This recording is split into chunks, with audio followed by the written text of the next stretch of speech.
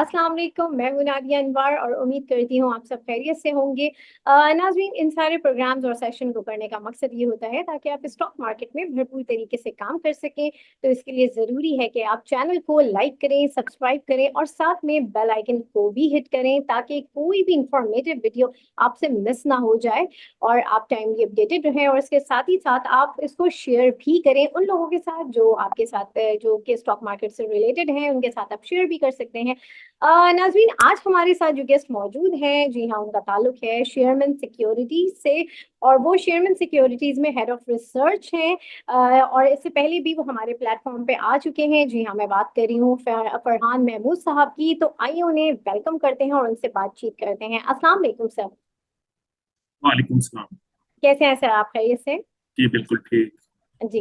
Sir, सबसे पहले तो अभी मुझे ये बताएं कि मॉनेटरी पॉलिसी जो है वो आ चुकी है। और इस वक्त क्या सिनेरियो हम देख रहे हैं? 2% बड़ी जल्दी ही एकदम से 22% से जो है इस वक्त 17.5% जो है ये इस वक्त इंटरेस्ट रेट हो चुका है। और मजीद आगे अ, हम उम्मीद करते हैं इस साल के एंड तक कि जो है ये इंटरेस्ट रेट का मामला मजीद और कट डाउन ही होगा।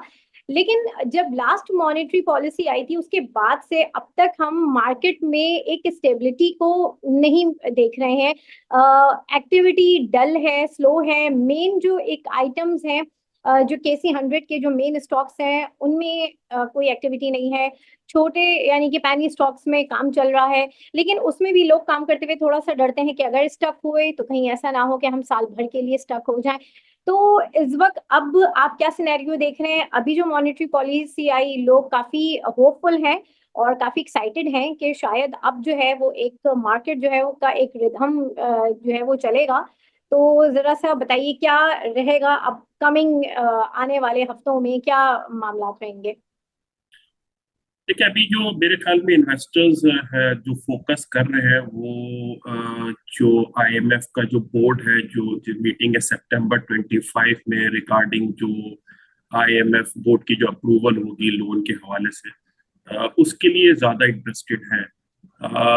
क्योंकि अभी तक जो है जो नेक्स्ट, क्योंकि एक बहुत बड़ा प्रोग्राम होगा, तो आईएमएफ जो है क्या शराइत रखता है पाकिस्तान के लिए मजीद टैक्स के मामले में जो है, कितने टैक्स में इजाफा चाहिए उसको, बाकी जो ओवरऑल अखराजात के जो एस्टिमेट्स हैं वो क्या होंगे। तो मार्केट जो है वो अब फोकस कर रही है कि आईएमएफ जो है उसके परफॉर्मेंस क्राइटेरिया, स्ट्रक्चरल क्राइटेरिया, जो बेंचमार्क है प्राइवेटाइजेशन के ऊपर, ये सारी चीजें जो है वो अभी इन्वेस्टर्स देखेंगे कि क्या चाहिए, क्योंकि अभी तक जो है कोई कॉन्क्रीट चीज तो सामने नहीं आई है। हाँ, ये है कि जो टैक्स के हवाले से अभी तक जो चीजें चल रही है वो पाकिस्तान जो है वो थोड़ा सा जो टारगेट है टैक्स का उससे थोड़ा सा पीछे है। तो मेरे ख्याल में इन्वेस्टर्स जो है वो ज्यादातर फोकस आईएमएफ की जो बेंचमार्क्स होंगे जो इस प्रोग्राम के हवाले से जो अपकमिंग है, तो वो इम्पोर्टेंट सही। सर, जरा से टेक्सटाइल के हवाले से मैं जानना चाहूंगी कि इस वक्त क्या गवर्नमेंट ने, क्योंकि टेक्सटाइल कंपनीज हैं वो बंद भी हो रही हैं, तो इस वक्त गवर्नमेंट का जो है कोई गवर्नमेंट इस चीज के ऊपर इकदाम उठा रही है या उठाने का कोई इरादा है कि जो है इस इंडस्ट्री को, जो टेक्सटाइल इंडस्ट्री है, इनको थोड़ा सा जो है जो इनमें चल रहे हैं, जो प्राइसेस चल रहे हैं, उनको बेहतर किया जाए? कोई इनकी कोई पॉलिसी वगैरह इस हवाले से आई है? देखिए, अभी तक तो कुछ नहीं है। अभी तक तो ये इन पे जो नॉर्मल टैक्स था हुकूमत ने अ, वही लगाया हुआ है। आपको आवाज आ रही है? जी जी सर, बिल्कुल आ रही है। जी। तो अभी तक तो जी नॉर्मल टैक्स रिजीम इनकी कन्वर्ट कर दी। पहले इनको जो है एक्सपोर्ट्स पे जो है वो 1% टैक्स होता था, तो वो खत्म करके जो है वो नॉर्मल टैक्स पे कर दिया, कॉर्पोरेट टैक्स पे। तो वो तो अभी तक चीज सामने ही है, और चेंज भी नहीं हुई है। लेकिन जो दूसरे हवाले से इनकी चीज थी कि दो इनके प्रॉब्लम थे। एक तो फाइनेंसिंग कॉस्ट बहुत ज्यादा थी, क्योंकि गवर्नमेंट ने इनकी जो फाइनेंसिंग की जो कॉस्ट है, जो इंटरेस्ट रेट है, उसको लिंक कर दिया था पॉलिसी रेट से। पहले इनको जो है वो फाइनेंसिंग जो होती थी वो सस्ते रेट्स में मिलती थी, एक्सपोर्ट रिफाइनेंस के रेट से, तो वो काफी नीचे होता था। तो वो भी हुकूमत ने कुछ पिछले साल जो है वो खत्म कर दिया था। तो इनको जो भी कायबोर बेस उससे थोड़ी सी नीचे इनको फाइनेंसिंग मिल रही होती थी। लेकिन ये है कि दूसरा इनको इशू था गैस सप्लाईज का, और तीसरा इशू था इनका गैस की कीमत का। तो ये तीन प्रॉब्लम्स जो है वो अभी तक, एक में तो काफी पॉजिटिव चीज है कि इंटरेस्ट रेट नीचे है तो इनकी फाइनेंसिंग कॉस्ट कम हो जाएगी। लेकिन जो दो इश्यूज हैं, जिसमें एक गैस सप्लाई है जो इनको, क्योंकि पाकिस्तान में गैस शॉर्टेज है उसकी वजह से एक इशू था, और उसकी गैस की प्राइसिंग जो कि हुकूमत ने इंक्रीज की थी प्राइसेस को, तो वो एक प्रॉब्लम। तो मेरे ख्याल में अभी वो इश्यूज अभी रिजॉल्व नहीं हुए। लेकिन गवर्नमेंट जो है वो फोकस कर रही है कि इनको किसी तरह इनकी प्राइस को जो है वो कम किया जाए। अभी तकरीबन 1600 रुपीज पर MMBTU से प्लस इनकी कॉस्ट आती है गैस की, तो उसको किसी तरह से कम किया जाए। चांसेस है कि जिस तरह से अभी इंटरनेशनल ऑयल प्राइसेस गिर रही हैं, तो हमारी जो यहाँ पे लोकल गैस कंपनीज जो प्रोड्यूस करती हैं, उनकी वैलिड प्राइसेस नीचे आए तो हुकूमत के पास एक रूम बन सकता है कि वहाँ पे कोई टेक्सटाइल सेक्टर कोई पास ऑन कर दे, सिर्फ एक सेक्टर के लिए। तो ये एक हो सकता है कि आगे जाते हुए जो है ये हम देख लें। सही। अच्छा, यहाँ पर हमारे साथ कुछ पार्टिसिपेंट्स हैं, आप लोगों के सवाल हैं। कमाल साहब, शायद आपने सवाल किया है, तो आप जरा अपना सवाल काइंडली कीजिए। अस्सलाम वालेकुम जी। मेरा सवाल दो स्क्रिप्ट के सिलसिले में है, साइड आइटम है। एक ऑर्सुका पाकिस्तान जो फार्मास्यूटिकल में, और दूसरा केएसबी पंप। ऑर्सुका पाकिस्तान के बारे में मालूम करना था कि साइड आइटम है, लो फ्लोट आइटम है। रिसेंटली कुछ र्यूमर्स और न्यूज़ जो होल्डिंग कंपनी की पर्सपेक्टिव से ये भी है कि जो ऑर्सुका जापान के वो लोग ओवरऑल प्लान कर रहे हैं buy back through out the world, जो ऑर्सुका की जितनी कंपनीज हैं, और इनकी प्रोडक्ट लाइन भी यहाँ पे इंक्रीज हो रही है, और उन्होंने अपना डिस्ट्रीब्यूटर भी चेंज कर रहे हैं। तो उसके बारे में कुछ आपका क्या व्यू है? और इसी तरीके से केएसबी पंप्स का भी रिसेंट टाइम से बड़ी एक्टिविटी आई है, और इन्होंने अपना राइट फ्लोट करके अपनी फाइनेंस कॉस्ट को क्लियर कर दिया। तो दोनों पे थोड़ा व्यूज दे दीजिएगा प्लीज। देखिए, ये जो आपने बताई बहुत ही साइड बोर्ड आइटम्स हैं, जैसे कि हर्सुका पाकिस्तान, इसका फ्लोट बहुत कम सर, है आपकी मार्केट आवाज स्लो हो गई। नॉर्मली। जी, नॉर्मली जो आपने कहा हर्सुका पाकिस्तान फार्मास्यूटिकल्स में है, आता है ये। लेकिन ये है कि इसका बहुत ही साइड बोर्ड आइटम है, नहीं फ्लोट बहुत कम होता है। नॉर्मली रिसर्च कवरेजेस उस पर होते नहीं है। लेकिन अगर आपने ओवरऑल वैसे देखा है, तो अगर मैं ओवरऑल उसमें बता सकता हूँ कि फार्मा में चीजें जो है वो काफी हद तक सेक्टर में स्टेबिलिटी आ सकती है, क्योंकि उनके दो प्रॉब्लम्स होते हैं। एक तो रॉ मटेरियल की प्रोक्योरमेंट होती है, वो अब क्योंकि पाकिस्तान रुपी जो है वो स्टेबल है, तो जो उनकी कॉस्ट ऑफ प्रोक्योरमेंट है वो बहुत स्टेबल हो गई है। और दूसरा इनका एक और इशू होता था, ज्यादातर जो फार्मा कंपनीज हैं ये डिस्ट्रीब्यूशन, इनकी एक्सपेंस बहुत बड़ा इनका कॉस्ट सेंटर होता है। जिस तरह से इंटरनेशनल ऑयल प्राइसेस नीचे आई हैं, और हमें लगता है कि आज भी हुकूमत शायद कुछ कल जो है प्राइसेस को मजीद गिराए, तो जो लोकल प्राइसेस हैं वो काफी नीचे आई हैं। तो मुझे ऐसा लगता है उनकी डिस्ट्रीब्यूशन कॉस्ट जो है वो काफी हद तक नीचे आएगी। इसके अलावा मुझे लगता है ये दो फैक्टर्स हैं जो कि थोड़ा फार्मा सेक्टर्स को जो है वो थोड़ा लाइमलाइट में रखे हैं।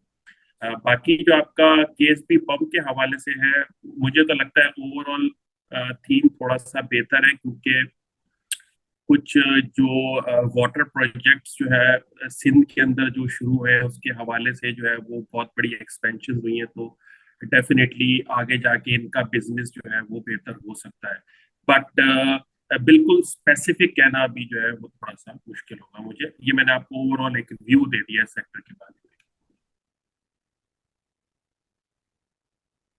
Okay, thank you. अच्छा सर, यहाँ पे जैसे आपने फार्मा की बात की, तो उसमें सिटी फार्मा और जो सर्ले है, थोड़ा सा इसको भी ब्रीफ कर दें कि जो बहुत सारे लोग हैं इसके हवाले से भी जानना चाहते हैं, तो थोड़ा सा इसको भी ब्रीफ कर दें। देखिए, ये जो सिटी फार्म है ये बेसिकली रॉ मटेरियल प्रोवाइड कर रहा होता है डिफरेंट फार्मास्यूटिकल कंपनीज को। बहुत सारे यहाँ पे लोकल फार्मा है जो कि प्रोक्योर कर रही होती हैं सिटी से। तो बीच में हमने देखा था कुछ 1 डेढ़ साल पहले जो इम्पोर्ट रिस्ट्रिक्शंस थी, तो वहां पे थोड़ा सा प्रॉब्लम आ रही थी फार्मा को। अच्छी प्राइस पे रॉ मटेरियल्स इनको अवेलेबल नहीं थे, तो उसमें सिटी फार्मा की अच्छा बिजनेस हमने देखा। अ, आजकल अगर आप इस सिनेरियो में देखें तो जैसे ही अगर फार्मा सेक्टर पे ग्रोथ आती है, और एक्सपेक्टेड यही है कि अ, ये सेक्टर पे ग्रोथ रहेगी मेरे ख्याल में आगे जाते हुए 15-20% की, तो अ, जो डिमांड फॉर रॉ मटेरियल है वो ज्यादा बेहतर होगा। तो इस कुछ इन्वेस्टर्स ऐसे होते हैं, वो ये कहते हैं कि जी instead of taking exposure in a pharma company किसी एक को, तो साथ ज्यादातर जो फार्मा की रॉ मटेरियल को ये सप्लाई करता है, तो one should focus in city rather than investing in different pharma companies. तो ये एक लोगों का माइंडसेट होता है इस कंपनी सिटी फार्मा के हवाले से हमेशा।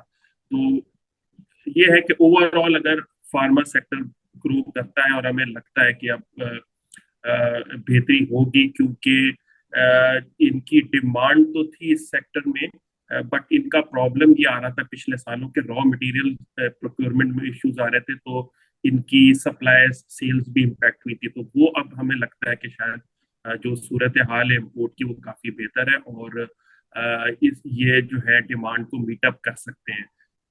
बाकी जो है आपने दूसरा कौन सा बताया? सर सरले के हवाले से मैंने पूछा था। सरले भी यही है कि जी फार्मा भी है इनका, नॉन फार्मा बिजनेस भी है, कंज्यूमर आइटम्स भी हैं। तो मेरे ख्याल में कंज्यूमर्स में तो इम्पोर्टेड स्टफ अब एक तरह से खत्म ही हो गया है, तो न्यूट्रिशन में ये काफी अच्छा इनका बिजनेस हो सकता है आगे जाते हुए। फार्मा तो है ही। तो ये है कि ओवरऑल ग्रोथ जो है वो लगता है कि रहेगी ओवरऑल दोनों का। सही। कमाल, आपका कोई सवाल है तो आप अपना सवाल कीजिए प्लीज। अस्सलाम वालेकुम सर। सर काइंडली अगर बैंकिंग सेक्टर के बारे में बता सकें कि रेट कट के बाद इनका क्या फ्यूचर होगा, क्योंकि आगे भी हम मजीद रेट कट्स देख रहे हैं, तो क्या इनकी कोई अर्निंग्स पे और इम्पेक्ट आएगा, या इनमें इस तरफ जाना चाहिए हमें इन्वेस्टमेंट के लिए? Thank you. देखिए, अगर आप ओवरऑल देखिए तो इंटरेस्ट रेट कट जो है वो इम्पैक्ट करता है नेगेटिवली वैसे बैंक्स पे डायरेक्टली। अगर हम देखें एक तो ये होता है कि जो डिपॉजिटर्स होते हैं वो डेफिनेटली जब इंटरेस्ट रेट नीचे आते हैं तो डिपॉजिट मोबिलाइजेशन जो है वो कम हो जाती है। डिपॉजिट जो है वो ग्रोथ उसमें कम हो जाती है, क्योंकि इन्वेस्टर्स जो होते हैं वो फिर प्रेफर करते हैं दूसरे एवेन्यूज में इन्वेस्ट करने के लिए। लेकिन पाकिस्तान में अभी तक दूसरे सेक्टर्स अभी भी स्टक अप हैं, अगर आप रियल सेक्टर के हवाले से बात करें। बाकी जो कमोडिटीज और शेयर मार्केट्स हैं वो फिर भी काफी बेहतर हैं। तो होता ये है कि डिपॉजिट ग्रोथ स्लो डाउन हो जाती है, उसकी वजह से इनको इम्पैक्ट आता है। एक कंपटीशन होता है डिपॉजिटर्स के दरमियान, बैंक्स के दरमियान, कि किस तरह से डिपॉजिटर को रिटेन किया जाए। तो वो अपने जो है वो डिपॉजिट कॉस्ट को वो किसी तरह ऊपर ही रखता है, जबकि इंटरेस्ट रेट जो होते हैं वो नीचे जा रहे होते हैं। उनकी एसिड की जो यील्ड होती है, जो अर्निंग और एसिड्स होता है वो नीचे जा रहा होता है, लेकिन अपने डिपॉजिटर को रिटेन करने के लिए वो अपनी कॉस्ट को थोड़ा सा, कंपटीशन भी होता है तो ऊपर रखते हैं, जिसकी वजह से उनके जो मार्जिन होते हैं वो हिट होते हैं। तो इनके मार्जिन जो है, जिसको हम बैंकिंग स्प्रेड कहते हैं आसान लफ्जों में, वो इफेक्ट होते हैं। बिल्कुल ये हो सकता है कि आपकी जो ग्रोथ इन अर्निंग्स है वो स्लो डाउन हो जाती है, क्योंकि इंक्रीमेंट तो फंड आ रहे होते हैं, लेकिन आपकी जो ग्रोथ है उस पर थोड़ा सा इम्पैक्ट पड़ता है। लेकिन उसके हवाले से जो दूसरी तरफ होती है वो ये है कि अगर कोई इनकी प्रोविजनिंग है, अगर कोई एक बैंक है जिसके एडवांसेस बहुत ज्यादा होते हैं और वहां से उनको रिकवरी नहीं मिल रही होती, तो वहां पे जो है वो पहले जब इंटरेस्ट रेट ज्यादा होते हैं तो वो प्रोविजंस आ रही होती हैं, और जब इंटरेस्ट रेट नीचे आते हैं तो बिजनेसेस की फाइनेंशियल हेल्थ अच्छी होती है, वो अपनी लाइबिलिटीज को पे करते हैं, बैंकों को पैसे वापस करते हैं। तो वहां पे क्या होता है कि प्रोविजन रिवर्सल्स आ जाते हैं। तो मैं समझता हूँ कि शॉर्ट टर्म में तो फिलहाल इतना इम्पैक्ट नहीं आता, लेकिन थोड़ा सा लॉन्ग टर्म में 1-1.5 साल पे थोड़ा सा इनके आप ये कह सकते हैं कि जो अर्निंग ग्रोथ है वो स्लो डाउन हो सकती है। लेकिन पाकिस्तान में ये जो इन्वेस्टर्स का फिनोमेना है, जो इन्वेस्टमेंट होती है बैंक्स के अंदर और जो फॉरेनर्स आते हैं, एक्चुअली पाकिस्तान के बैंकिंग सेक्टर में फॉरेनर्स का एक्सपोजर बहुत ज्यादा होता है, क्योंकि यहाँ मार्जिन बहुत अच्छे मिलते हैं ग्लोबली अगर हम कंपेयर करें। तो जब कंपनी की रेटिंग, सॉरी, जब कंट्री का रिस्क कम होता है, इकोनॉमी परफॉर्म कर रही होती है, और ओवरऑल परसेप्शन अच्छा होता है, तो फॉरेनर्स इन्वेस्ट कर रहे होते हैं बैंकिंग सेक्टर। तो हमें उस हवाले से लगता है कि अर्निंग ग्रोथ के हवाले से तो कोई स्टोरी एज सच नजर नहीं आएगी बैंकिंग सेक्टर के हवाले से। आप ये कह सकते हैं कि सेक्टर जो है ओवरऑल री रेट हो सकता है, क्योंकि अभी अगर 1.25 प्राइस टू बुक वैल्यू पे चल रहा है अगर सेक्टर, तो आगे जाके हमने देखा था जब इंटरेस्ट रेट्स नीचे थे और बैंकिंग की प्रॉफिटेबिलिटी अच्छी थी, कंट्री के रिस्क कम थे जब पहले, तो ये 2-2.5 के मल्टीपल्स पे भी ट्रेड करते थे बैंक्स। तो हम समझते हैं कि इसमें इस सेक्टर में री रेटिंग होगी, प्रॉफिटेबिलिटी ग्रोथ पे इफेक्ट होगा बट री रेट होगा। Thank you sir.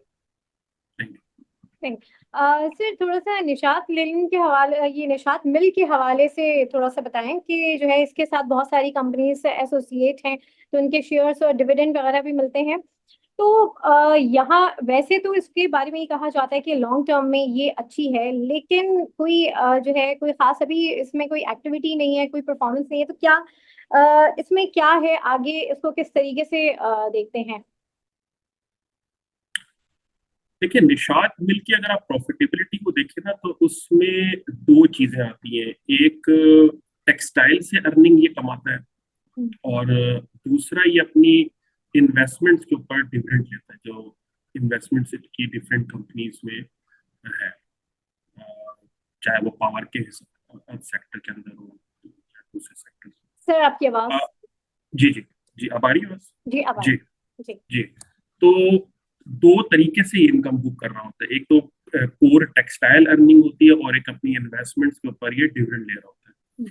तो कोर जो टेक्सटाइल बिजनेस है, उस पर अभी मैंने आपसे शुरू में ही कहा कि क्वेश्चन मार्क है सेक्टर के ऊपर, क्योंकि जो प्रॉब्लम इनका ये आ रहा था कि इनको आप टैक्स, कॉर्पोरेट टैक्स लगाए, लेकिन मेरे ख्याल में निशात मिल्स के ऊपर इतना प्रॉब्लम नहीं है, क्योंकि इसका इफेक्टिव टैक्स जो है वो थोड़ा सा ज्यादा ही है, तो वो शायद प्रॉब्लम ना हो। लेकिन ओवरऑल क्योंकि सेंटीमेंट सेक्टर के ऊपर थोड़ा सा अभी यूं समझ लें कि कोई नेगेटिव ही है एक तरह से, कोई इंसेंटिव सामने आए नहीं सेक्टर के हवाले से कि गैस प्राइस पे कोई हुकूमत इनको इंसेंटिव दे। तो अभी मुझे लगता है कि ओवरऑल सेक्टर की वजह से टेक्सटाइल सेक्टर ओवरऑल थोड़ा सा जो है वो स्लो स्लो रहेगा, इन्वेस्टर्स के रिडार पे ना हो अभी। तो मुझे उस सेंस में भी फिलहाल लगता है कि थोड़ा स्लो हुआ। लेकिन अगर आप वैसे इसके पोर्टफोलियो की बात करें, तो इसका जो अपने इन्वेस्टमेंट का पोर्टफोलियो है वो इसकी अपनी शेयर की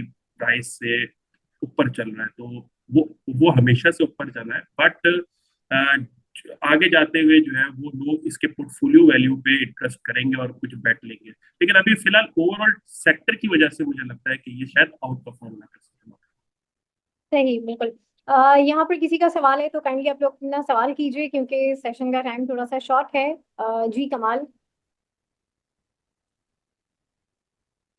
सर एक बात ये बताएं काइंडली, अभी ये काफी सुनने में आ रहा है MSCI इंडेक्स से फ्रंटियर मार्केट में जा रहे हैं हम, तो इसकी एक तो ये सवाल है कि करंटली इनकी सेलिंग कब तक है, मतलब कोई पर्टिकुलर डेट तक है या इस पूरे महीने चलेगी?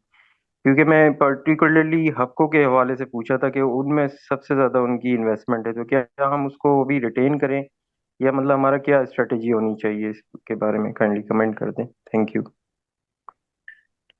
देखिए, आपने जो ये सवाल किया है, ये इन्वेस्टमेंट स्ट्रेटेजी कहलाती है कि आप हमेशा शॉर्ट टर्म फोकस्ड हैं या लॉन्ग टर्म फोकस्ड हैं। शॉर्ट टर्म में ये चीजें इम्पैक्ट करती हैं कि अगर कोई एक इंस्टीट्यूट है या फॉरनर सेल कर रहे हैं, तो आपको एक इनिशियली एक हैजल फील होता है कि यार ऐसा तो नहीं है कि इसके नीचे चले जाए। But if you are investing तो आई डोंट फील के ये इश्यूज होने चाहिए, क्योंकि एक शॉर्ट टर्म में शायद हो सकता है, बट फंडामेंटली चीजें ठीक है।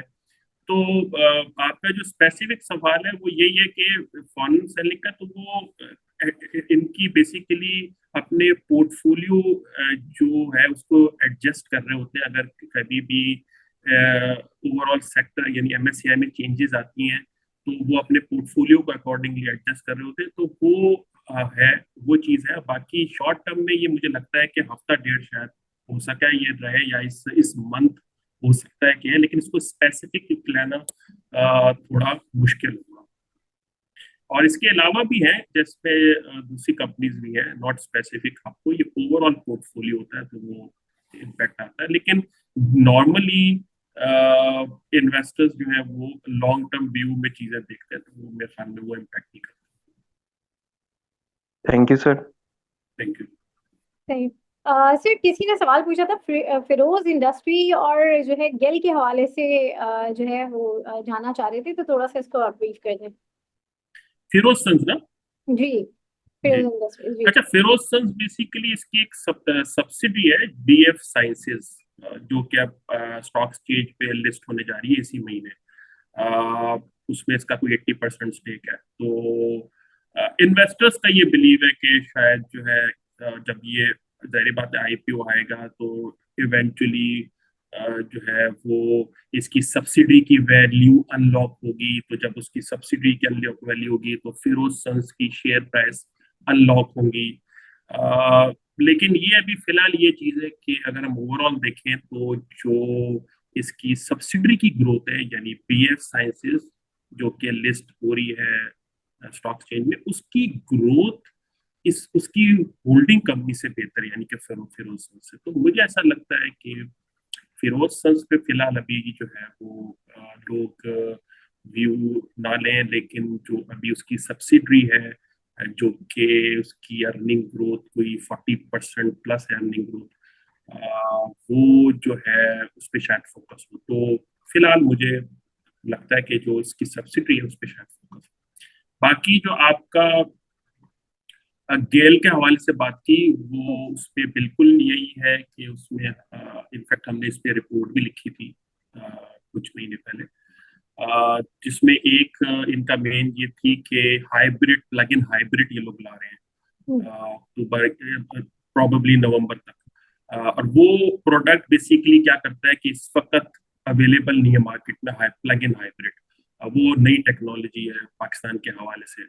तो ये कहने में आ रहा है कि जो हाइब्रिड की माइलेज है वो उससे ज्यादा अच्छी होगी, और जो कंज्यूमर्स का माइलेज का एक फटीग होती है कि यार अपनी कुछ हो जाए तो अपनी बैटरी का इशू ना हो, मतलब गाड़ी ना बंद हो, तो वो वाला इन्होंने इस तरह से ही किया कि जी वो आप पेट्रोल पे भी चला सकते हैं और उसको चार्जेबल भी है वो।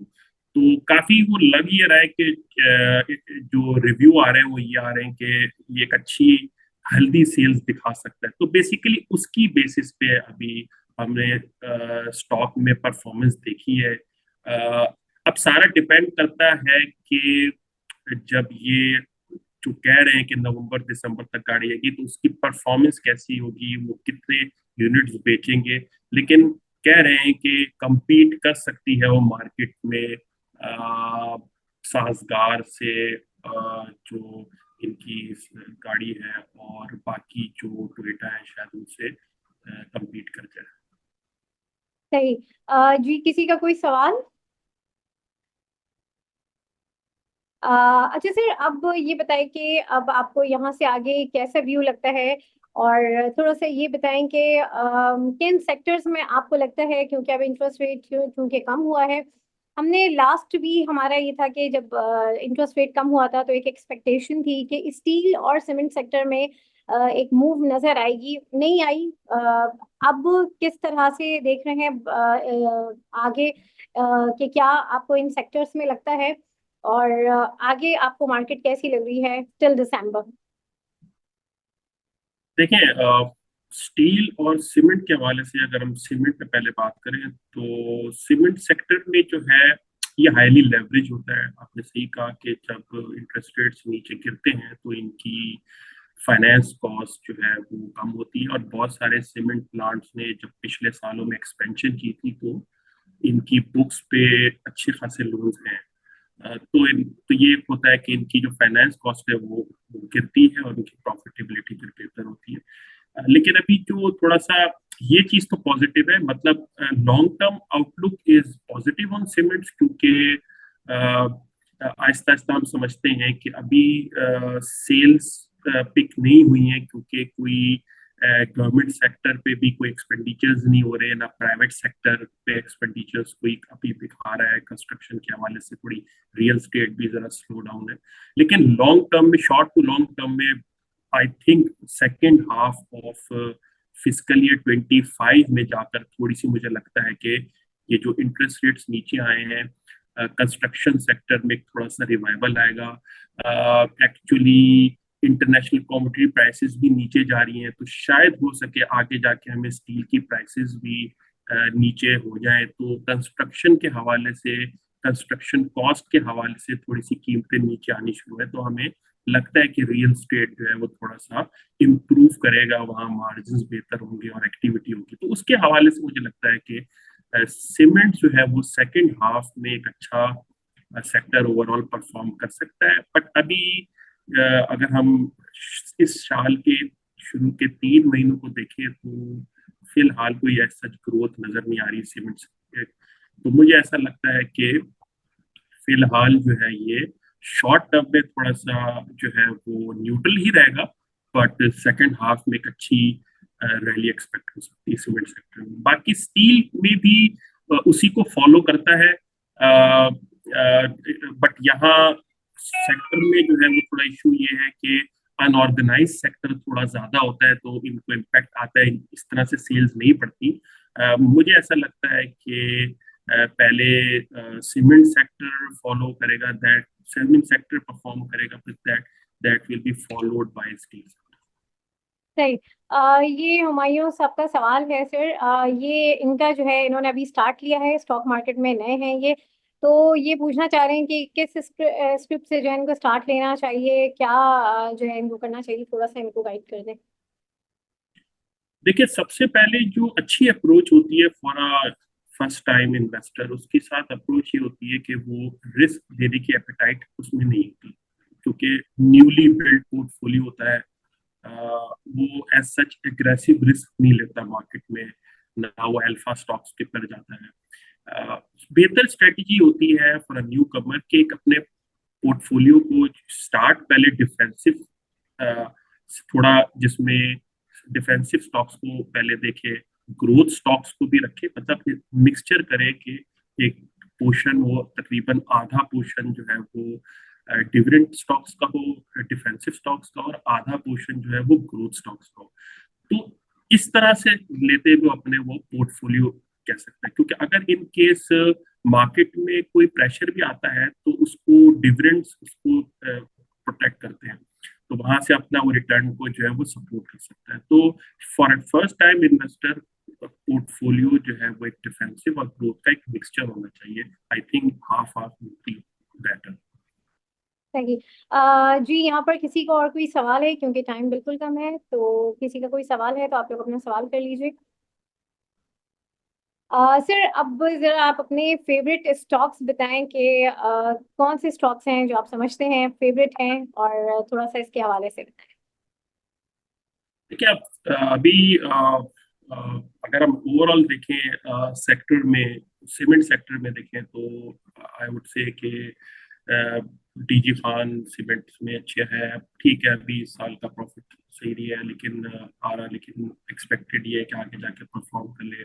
फौजी सीमेंट इज गुड, तो फौजी सीमेंट जो है वो, और डीजी खान सीमेंट जो है वो लगता है कि आगे परफॉर्म कर सकते हैं। बाकी अगर हम बैंक्स में हम देखें, बैंक्स में देखें तो कुछ अच्छे स्टॉक्स हैं, जिसमें एचबीएल है, काफी कम प्राइस अर्निंग मल्टीपल्स पे है, आगे जाके लगता है कि डिविडेंड्स भी बेहतर हो।